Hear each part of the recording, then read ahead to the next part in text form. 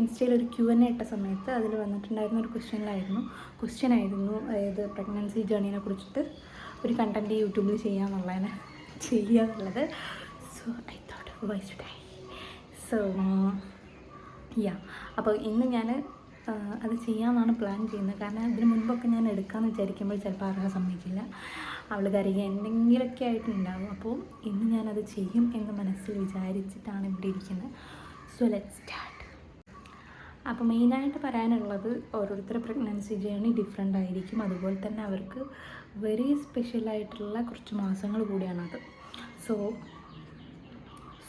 എന്താ പറയുക, അതിലൂടെ കടന്നു പോയിട്ടുള്ള ആൾക്കാർക്ക് അത് റിലേറ്റ് ചെയ്യാൻ പറ്റും ഞാനിപ്പോൾ പറയുന്നുണ്ടെന്നുള്ള. നമ്മളത് മാരേജ് കഴിഞ്ഞൊരു 2 വർഷം കഴിഞ്ഞ സമയത്താണ് എൻ്റെ പ്രഗ്നൻസി പോസിറ്റീവ് ആകുന്നത്. സോ നമ്മൾ നേരത്തെ അറിയുന്നൊരു ഡോക്ടറെ തന്നെയാണ് പോയി കാണിച്ചിട്ടുണ്ടായിരുന്നത്. അപ്പോൾ അത് കോട്ടപ്പറമ്പ് കോഴിക്കോടുള്ളവർക്കറിയാം, കോട്ടപ്പറമ്പ് ജനറൽ ഹോസ്പിറ്റൽ. അപ്പോൾ കുട്ടികളുടെ ഹോസ്പിറ്റലാണ്, കുട്ടികളുടെയും അതുപോലെ തന്നെ ഗർഭിണികളുടെയൊക്കെ ഹോസ്പിറ്റലാണ്. സോ അവിടെയായിരുന്നു നമ്മൾ കാണിച്ചിട്ടുണ്ടായിരുന്നത്. അപ്പോൾ അവിടുത്തെ ബിന്ദു രമേശ് എന്ന് പറഞ്ഞിട്ടുള്ള ഡോക്ടറെയാണ് ഞാൻ കാണിച്ചത്. സോ ഈ 100 സോ പറയണ്ടല്ലേ. അപ്പോൾ അവിടെ ഉണ്ടായിരുന്ന ബിന്ദു രമേശ് എന്ന് പറഞ്ഞിട്ടുള്ള ഡോക്ടറെയാണ് ഞാൻ കാണിച്ചിട്ടുണ്ടായിരുന്നത്.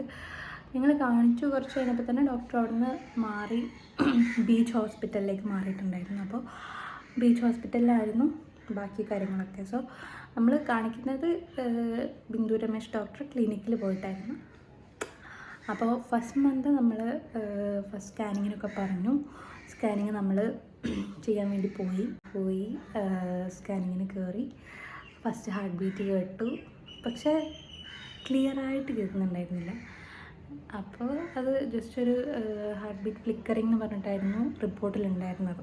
അപ്പോൾ നമുക്ക് റിപ്പോർട്ട് കൈ കിട്ടി പോയി കാണിച്ച സമയത്ത് ഒന്നുകൂടി 2 ആഴ്ച കഴിഞ്ഞിട്ട് ഒന്നുകൂടി എടുക്കാൻ പറഞ്ഞു. അങ്ങനെ നമ്മൾ 2 ആഴ്ച കഴിഞ്ഞിട്ട് ഒന്നുകൂടി പോയി സ്കാനിങ് ചെയ്യാനുണ്ടായി. അപ്പോൾ സ്കാനിങ് ചെയ്തതിൽ കുഴപ്പമൊന്നുമില്ല, ഓക്കെയാണ്, നോർമലാണ്, വേറെ സീനോ കാര്യങ്ങളൊന്നുമില്ല.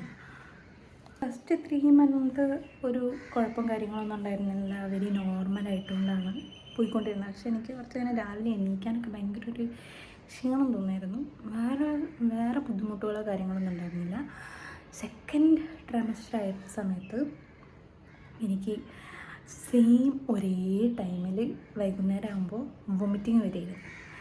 ആ വൊമിറ്റിങ് വന്ന് അത് ഛർദ്ദിച്ചങ്ങോട്ട് കഴിഞ്ഞാലേ ഒരു സമാധാനമാവുള്ളൂ. കാരണം എനിക്ക് വൈകുന്നേരം ഫുഡ് കഴിക്കാൻ പറ്റില്ലായിരുന്നു. ഈ ഛർദ്ദിച്ച് കഴിഞ്ഞാലേ ഫുഡ് കഴിക്കാൻ പറ്റും. അപ്പോൾ എന്നും വൈകുന്നേരം ഇതേപോലെ തന്നെ ഛർദ്ദിക്കാനുള്ളത് ഇങ്ങനെ അവിടെ വരെ എത്തി നിൽക്കും, പിന്നെ ഇങ്ങോട്ട് വരില്ല.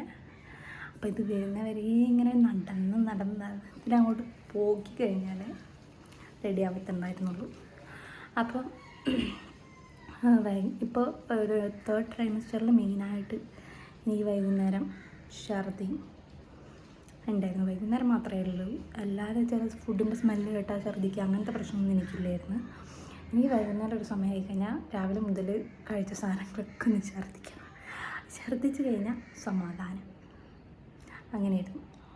അങ്ങനെ പിന്നെ സെക്കൻഡ് ട്രൈമസ്റ്റർ കഴിഞ്ഞ് എനിക്ക് അപ്പോഴത്തേക്ക് ഏറ്റവും കൂടുതൽ ഇഷ്ടമുണ്ടായിരുന്ന ഫുഡ് എന്ന് പറയുകയാണെന്നുണ്ടെങ്കിൽ മധുരം ഇഷ്ടമുണ്ട്, പക്ഷെ അതുപോലെ തന്നെ എനിക്ക് സോൾട്ടഡ് ആയിട്ടുള്ള ടൈപ്പ് സാധനങ്ങൾ, എരിവുള്ള ടൈപ്പ് ഇഷ്ടമുണ്ടായിരുന്നു. അപ്പോൾ എന്തെങ്കിലും ഒരു ജ്യൂസായിട്ടുള്ള സാധനം എനിക്ക് രാത്രി ആയി കഴിഞ്ഞാൽ എനിക്കിങ്ങനെ കുടിക്കാനുള്ള ക്രേവിങ് നല്ലോണം വരുമായിരുന്നു.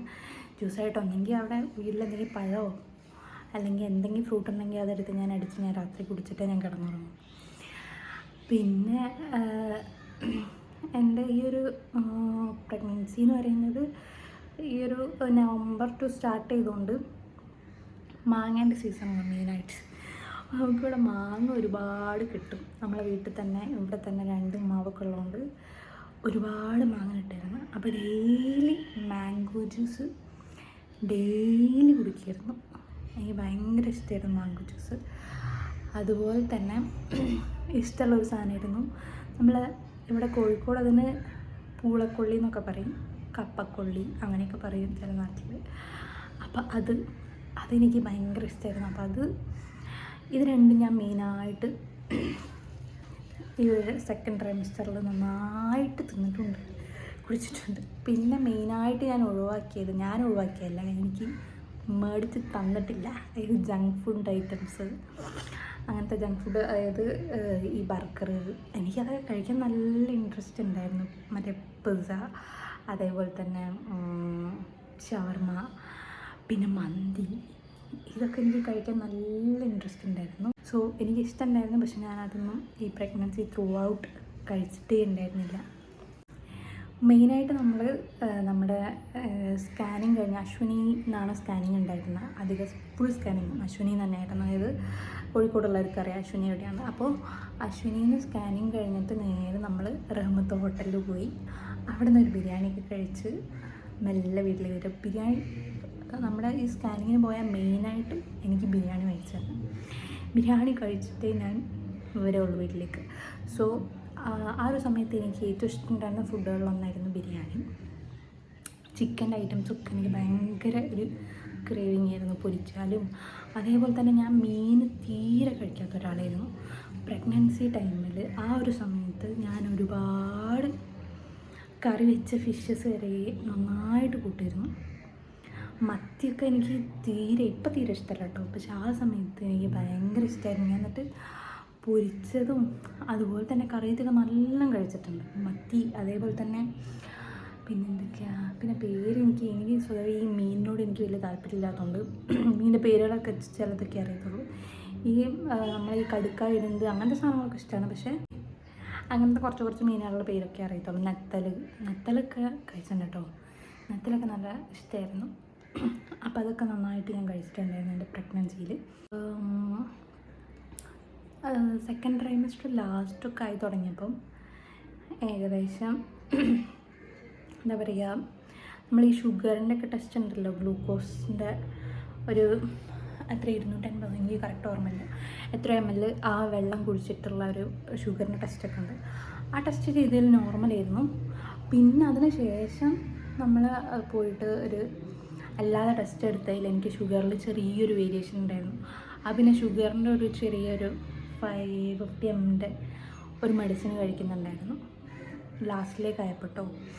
പിന്നെ അതേപോലെ തന്നെ ലാസ്റ്റിലേക്കുള്ള സ്കാനിങ്ങും അതേപോലെ തന്നെ എന്താ പറയുക, സ്കാനിങ് ചെയ്ത സമയത്ത് സ്കാനിങ്ങിൽ ഫ്ലൂയിഡിൻ്റെ കുറവുണ്ട്. അതേപോലെ തന്നെ ബേബീൻ്റെ ഗ്രോത്ത് ആവറേജ് ഗ്രോത്ത് എന്നുള്ളതിലാണ്. അപ്പോൾ ഈ ആവറേജ് ഗ്രോത്ത് കണ്ടപ്പോൾ നമുക്ക് ടെൻഷനായി. എന്താണ് ആവറേജ് ഗ്രോത്ത്, കുട്ടിക്ക് വളർച്ചയില്ലേ, അങ്ങനത്തെ ഒക്കെ ഒരു തോട്ട് നമ്മൾ ഉൾക്കൂടെ ഇങ്ങനെ ഓടിക്കളിക്കുന്ന. ആ ഒരു ആവറേജ് ഗ്രോത്ത് കണ്ടതിന് ശേഷം വലിയ പഴമില്ലേ, നേന്ത്രപ്പഴം, നേന്ത്രപ്പഴം ഞാൻ ഡെയിലി കഴിക്കാൻ തുടങ്ങി. കുട്ടിക്ക് ഗ്രോത്ത് വരുന്നുണ്ടെങ്കിൽ നേന്ത്രപ്പഴമൊക്കെ നന്നായിട്ട് കഴിക്കണം. അതേപോലെ തന്നെ മുട്ടയും പാലും ഡെയിലി കഴിക്കലുണ്ടായിരുന്നു. അപ്പോൾ അതിൻ്റെ കൂടെ പഴം കൂടി ആഡ് ചെയ്ത്, പിന്നെ കാരണം കുട്ടീൻ്റെ ഗ്രോത്ത് കാര്യങ്ങളൊക്കെ റെഡി ആവണമെന്നുണ്ടെങ്കിൽ അങ്ങനത്തെ ഫുഡ് കൂടി ആഡ് ചെയ്യണമെന്നും പറഞ്ഞു. പിന്നെ പച്ചക്കറി അതൊക്കെ കഴിക്കുന്നുണ്ട്, പക്ഷേ എന്താ പറയുക, അത് കണ്ടപ്പോൾ പിന്നെയും ഒരു ടെൻഷൻ. അങ്ങനെ അത് ഈ പറയുന്ന പോലെ തന്നെ ആ സ്കാനിങ് റിപ്പോർട്ടിൽ പിന്നെ ആ ഒരു സെക്കൻഡ് ട്രൈമസ്റ്റർ ലാസ്റ്റിലേക്കുള്ള സ്കാനിങ്ങിലാണ് അത് കണ്ടത്. പിന്നെയുള്ള സ്കാനിങ്ങിലൊക്കെ സെയിം അത് തന്നെ പറഞ്ഞുകൊണ്ടിരുന്നത്, ഫ്ലൂയിഡ് കുറവാണ്, കുട്ടിക്ക് ആവറേജ് ഗ്രോത്ത്, ആ ഒരു സെയിം സാധനം തന്നെയായിരുന്നു ഉണ്ടായിരുന്നത്. പിന്നെ മെയിനായിട്ട് എനിക്ക് വന്നിട്ടുള്ളൊരു ചേഞ്ചസ് എന്ന് പറഞ്ഞാൽ, എനിക്ക് അത്യാവശ്യം മൂഡ് സ്വിങ്സൊക്കെ ഉള്ള കൂട്ടത്തിൽ തന്നെയായിരുന്നു. അതായത് മെയിനായിട്ട് പറയുകയാണെന്നുണ്ടെങ്കിൽ ചെറിയ കാര്യത്തിന് വരെ ഞാൻ ഇരുന്ന് കരയുന്നു. അത് ഇപ്പോഴും അങ്ങനെ തന്നെ, പക്ഷേ ആ സമയത്ത് കുറച്ച് അധികമായിരുന്നു. കരഞ്ഞ അലമ്പാക്കുക, അത് മെയിനായിരുന്നു. വെറുതെ ചെറിയ നിസ്സാര കാര്യങ്ങൾക്ക് ഇരുന്ന് കരയുക. അത് ചിലപ്പോൾ എന്നെ റിലേറ്റഡ് ആയിട്ടുള്ള കാര്യമായിരിക്കില്ല, എന്തെങ്കിലും ഫാമിലിയിൽ വേറെ ആരെങ്കിലും എന്തെങ്കിലും റിലേറ്റഡ് ആയിട്ടുള്ള കാര്യമാണെങ്കിൽ പോലും ഞാൻ ഇരുന്ന് കരയായിരുന്നു. അങ്ങനത്തെ ഒരു ഇമോഷണലി ഇടയ്ക്കൊരു ഒരു മൂഡ് സ്വിങ് എന്ന് തന്നെ പറയാം, അതുണ്ടായിരുന്നു എനിക്ക്. അങ്ങനത്തെ ഒരു പ്രശ്നം ഉണ്ടായിരുന്നു. അല്ലാതെ ബാക്കി കാര്യങ്ങളൊന്നും വലിയ സീനും തോന്നിയില്ല. പിന്നെ എൻ്റെ വെയിറ്റ് ഞാനൊരു 61 ഉണ്ടായിരുന്ന വെയിറ്റ് ഒരു 75 ഞാനൊരു 7ാം മാസത്തിൽ ചെക്ക് ചെയ്യുമ്പോൾ ഉണ്ടായിരുന്നത്. അതിന് ശേഷം ഞാൻ എത്രയാണെന്ന് അറിയില്ല, മിനിമം എനിക്ക് തോന്നുന്നത് ഒരു 80 കിലോ വരെ പോയിട്ടുണ്ടായിരിക്കും എൻ്റെ വെയിറ്റ്. സോ 61 ഒരു 80 വരെയാണ് എൻ്റെ വെയിറ്റ്. 10-15 കിലോൻ്റെ അടുത്ത് ഞാൻ വെയിറ്റ് ഗെയിൻ ആയിട്ടുണ്ടായിരുന്നു. പിന്നെ അപ്പോൾ എന്ന് വെച്ചാൽ നമ്മൾ തടിയൊന്നും നോക്കിയിട്ട് വലിയ കാര്യമൊന്നുമില്ല. ആ സമയത്ത് നമ്മളുടെ ബേബീൻ്റെ ഹെൽത്താണ് മെയിനായിട്ട്. സോ അതുകൊണ്ട് ഞാൻ നന്നായിട്ട് ഫുഡ് കഴിക്കുമായിരുന്നു. എനിക്കിഷ്ടമുള്ള എല്ലാം കഴിക്കുമായിരുന്നു, എക്സെപ്റ്റ് എന്ത് പറഞ്ഞാൽ നമ്മുടെ ഈ ഒരു ജങ്ക് ഫുഡ്സ്. പിന്നെ നോർമലി ഈ ഡ്രിങ്ക്സിനോടൊന്നും എനിക്ക് വലിയ താല്പര്യമില്ല. നമ്മുടെ ഈ പെപ്സി, മിറിണ്ട അങ്ങനത്തെ സാധനങ്ങളൊന്നും എനിക്ക് തീരെ താല്പര്യമില്ലാത്തതാണ്. നേരത്തെയും ഇല്ല, ആ സമയത്ത് ഉണ്ടായിരുന്നില്ല. പിന്നെ ആ ടൈപ്പ് ഓഫ് ഫുഡും അതും ഒഴിവാക്കിയിട്ടുണ്ടായിരുന്നു. പിന്നെ ഡെലിവറി ടൈമിൽ എനിക്കുണ്ടായിരുന്നൊരു മെയിൻ, അതായത് ലാസ്റ്റിലേക്ക് കേട്ടോ, അതുവരെ സ്റ്റാർട്ടിങ്ങിലോ അല്ലെങ്കിൽ എനിക്ക് സെക്കൻഡ് ട്രൈമസ്റ്ററിലോ വരെ തേർഡ് സ്റ്റാർട്ട് ചെയ്ത സമയത്തൊന്നും ഇല്ലായിരുന്നു. പക്ഷേ ലാസ്റ്റിലേക്ക് ഒരു 9 സ്റ്റാർട്ട് ചെയ്ത സമയത്ത്, 9th മന്തൊക്കെ സ്റ്റാർട്ട് ചെയ്ത സമയത്ത് എനിക്ക് വയറിന് നീര് വന്നിട്ട് ചൊറിയ, എനിക്ക് കാലിനൊക്കെ നന്നായിട്ട് നീര് വരാൻ തുടങ്ങി. വയറിന് അതേപോലെ തന്നെ നീര് വന്നിട്ടായിരിക്കും വയറൊക്കെ ഇങ്ങനെ സ്ട്രെച്ചായിട്ട് ഇങ്ങനെ ചൊറിഞ്ഞ് അലമ്പായിട്ടുണ്ടായിരുന്നു ഫുൾ. നല്ല അത്രയും കാലം, അതായത് ഒരു 8 മാസത്തോളം ഒരു കുഴപ്പമില്ലായിരുന്നു. ഒരു കുഴപ്പമെന്ന് വെച്ചാൽ വയറിന് വേറെ, അതായത് സ്ട്രെച്ച് മാർക്കായിട്ട് ഡാർക്ക് കളറിലൊന്നും ഇല്ലായിരുന്നു. സ്ട്രെച്ച് മാർക്ക് ഒരു ലൈറ്റ് ഷെയ്ഡിൽ, ഒരു വൈറ്റ് ഷെയ്ഡിൽ ഇങ്ങനെ കാണലുണ്ടായിരുന്നു. പിന്നെ എനിക്കിത് ചൊറിയാൻ തുടങ്ങിയ സമയത്ത് ഭയങ്കരമായിട്ട് ഇൻഫെക്ഷനായിട്ട് ഡാർക്ക് കളറിൽ ഇങ്ങനെ നമ്മൾ കുഞ്ഞു പാമ്പ് കുട്ടികളെ പോലെ തോന്നുന്ന രീതിയിൽ നന്നായിട്ട് വയറ് ഫുള്ള് സ്ട്രെച്ച് മാർക്ക് വന്നിട്ടുണ്ടായിരുന്നു. എനിക്ക് ഇപ്പോഴും ഓർമ്മയുണ്ട്, രാത്രി ഉറങ്ങി കിടക്കുമ്പോഴൊക്കെ ചൊറിഞ്ഞിട്ട് ഞാൻ ഉറക്കത്തിൽ ചൊറിഞ്ഞു പോയിട്ട്, നമ്മൾ ഈ നഖം തട്ടിക്കഴിഞ്ഞാൽ പിന്നെ നമുക്ക് കൈ എടുക്കാനേ പറ്റത്തില്ല. അത് എനിക്ക് നഖം കൊണ്ട് ചൊറിഞ്ഞിട്ട് മതിയാവുന്നിട്ട് ഞാൻ ചീർപ്പെടുത്തിട്ടാക്കുമായിരുന്നു. അങ്ങനെയൊക്കെ ചെയ്തിട്ട് രാവിലെ ആകുമ്പോഴത്തേക്ക് അവിടെ നിന്ന് കുഞ്ഞിങ്ങനെ ചോര പൊടിയായിരുന്നു.